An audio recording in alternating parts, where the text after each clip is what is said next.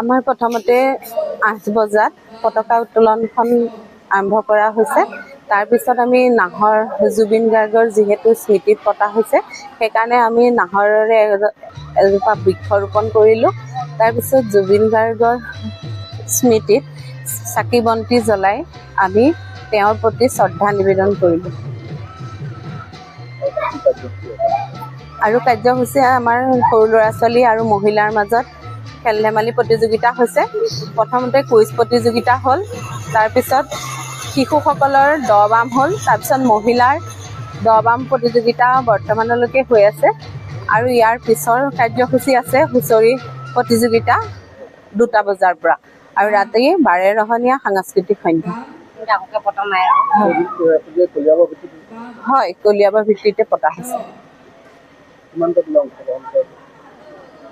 আগৰ জানিব পৰা মতেতো 12-13টা দলে ইতিমধ্যে কৰিছিল যোৱা বছৰলৈকে। এতিয়ালৈকে কোনো দল অহা নাই, আহিবৰ সময়ো হোৱা নাই। অলপ পিছৰ পৰাহে গম পোৱা যাব যে কিমান দলে